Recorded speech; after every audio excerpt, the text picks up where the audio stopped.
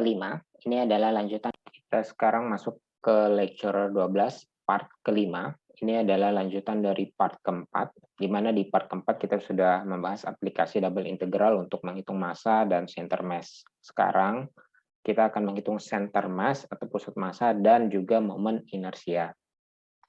Kalau sebelumnya untuk menghitung center mass itu dibutuhkan menghitung momen, di mana momen X dibutuhkan variabel X dan densitas XY, sedangkan untuk inersia X yang dibutuhkan adalah Y kuadrat. Dan untuk momen inersia Y yang dibutuhkan adalah X kuadrat.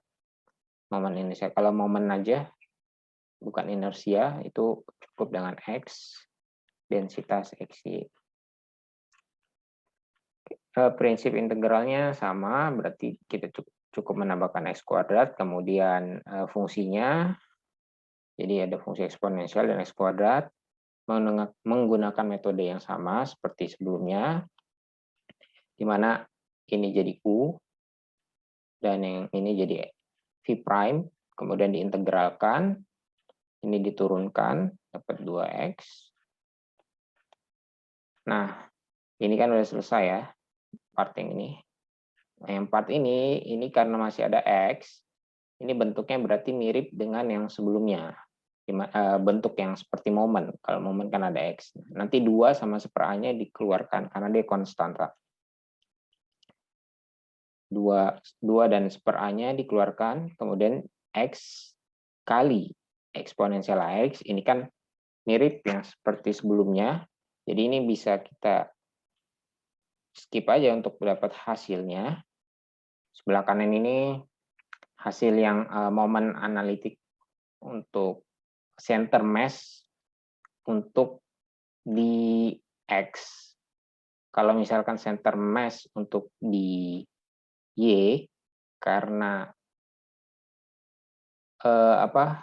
densitas dari 0Y sampai Y3 itu homogen, kalau yang di X kan dia berubah, kalau yang ke Y, arah Y itu semua sama.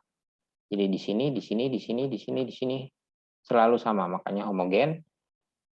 Jadi kita langsung bisa tahu nilai Y average-nya atau center Y-nya itu di tengah-tengah, di antara 0 sampai 3, yaitu 1,5. Kalau homogen gampang, tapi nanti kita hitung juga dengan cara integral. Oke, kita lanjutkan yang ini. Berarti hasil akhirnya adalah integral dari X kuadrat eksponensial X, hasilnya ini. Di mana yang pertama ini pertama, terus yang kedua itu dari sini, dan yang ketiga integral ini, yang ini. Masukin dari 0 sampai 10, dihitung, kemudian diintegralkan terhadap Y, dikalikan juga dengan konstanta K dan nilai Y, karena kan Y-nya nanti 3 dan 0.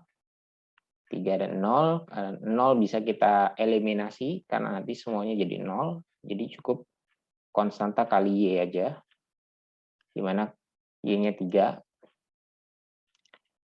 Ini konstantanya, ini Y-nya, ini nilai A-nya dimasukin, ini bisa pakai kalkulator atau Excel. Dapatlah momen inersia Y, itu nilainya 12.915,5. Nah,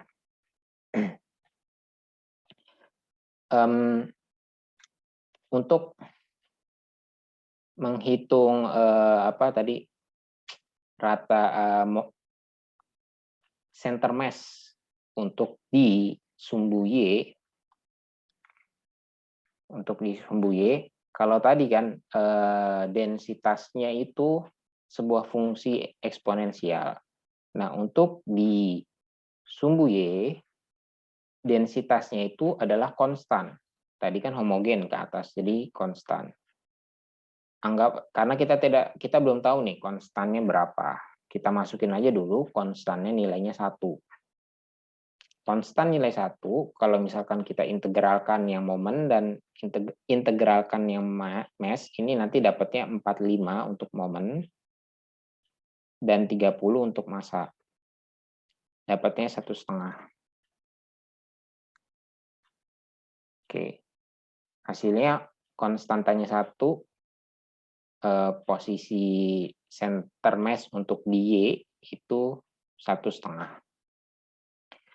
Sekarang yang jadi pertanyaan adalah saat kita memasukkan konstanta 1, massa yang didapat adalah 30 gram per senti. Sedangkan di perhitungan sebelumnya kita dapat massanya itu 192,17.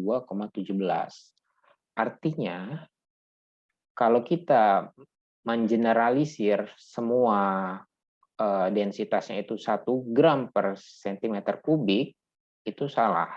Karena kan densitas di setiap material ini berbeda-beda. Artinya kita harus merata-rata densitas keseluruhan material ini. Caranya gampang sebenarnya nanti. 192,17 dibagi dengan 30. Nah, itu nanti dapat densitas aslinya. Atau kita bisa juga buat tabel seperti ini.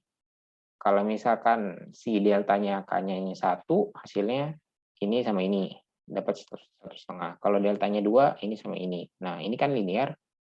Jadi paling gampang adalah langsung tadi masanya udah dapat yang di awal part keempat, tinggal dibagi dengan 30, nanti dapat 6,4. Dapat 6,4. Berarti deltanya rata-rata adalah 6,4 untuk di sumbu Y. Dari sini kita coba hitung momen inersia di X dengan delta atau densitas 6,4. Diintegralkan, ya 6,4 ini kan konstanta, kita keluarin aja. Jadi yang perlu diintegralkan hanya Y kuadrat. Y kuadrat diintegralkan, hasilnya dapat 576. Kemudian ditambahkan. Ini momen inersia untuk X, jadi X ditambah Y, nanti dapatlah momen inersia total sistem Z. Kalau momen inersia, kalau tadi yang pertama momen inersia untuk sumbu Y, artinya massa keseluruhan ini itu diputar di sumbu Y. Jadi kalau misalkan massa keseluruhan ini diputar di sumbu Y, itu adalah momen inersia Y. Tapi kalau diputar di X, itu adalah momen inersia X. Nah, kalau diputarnya di sumbu Z, yaitu ke atas layar atau ke bawah layar, di sini jadi berputar ke sana atau berputar sebaliknya, itu IX ditambah Y. Momen inersia X ditambah momen inersia Y. Jadi IZ. IZ-nya 13.500 lah. Jadi momen inersia itu tergantung dari sumbu putar. Ingat ya, tergantung dari sumbu putar. Nah, setelah ini saya akan memberikan beberapa macam tipe kasus di mana sumbu putarnya kita geser. Yang pertama, sumbu putar X-nya digeser dan dia diputar di sumbu X. Atau dia diputar di sumbu Y. Dan yang terakhir adalah diputar di sumbu Z. Diputar di sumbu X, berarti kan tadi densitas masih sama ya, Y kuadrat. Nah, boundary-nya itu berubah dari 0 sampai 10, ini masih sama, 0 sampai 10. Tetapi untuk batasan Y-nya Kalau tadi inisial atau pusatnya itu di sini 0, ke atas itu 3, sekarang 0-nya di tengah-tengah. 0-nya di sini. Berarti ke atas itu 1,5 dan ke bawah itu min 1,5. Sehingga batasnya berubah jadi min 1,5 plus 1,5. Dari sini tinggal dihitung.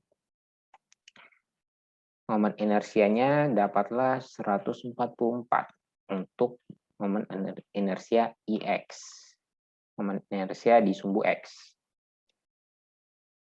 Dengan begitu, kalau saya putar di tengah-tengah sini, dia jadi si benda ini berputar seperti ini, atau momen inersia Z, maka tinggal ditambahin. Kalau tadi sekitar 500-an, sekarang jadi 144. Berkurang sangat drastis kalau berada di pusat sumbu. Kalau sumbunya itu diputar di pusat massa, itu akan berkurang sangat drastis.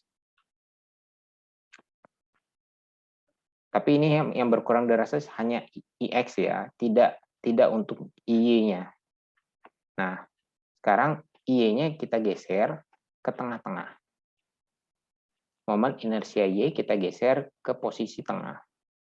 Berarti nanti batasnya itu di sini tadinya 0 sampai 10, jadi ini 0 sampai min 5 dan plus 5. Nah, untuk IX-nya kembali lagi ke semula ya. Putar di Y.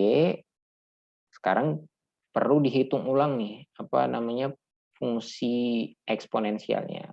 Yang berubah itu hanyalah konstantanya. Tetapi untuk nilai A-nya masih sama, 0,4738. Yang berubah hanya konstanta.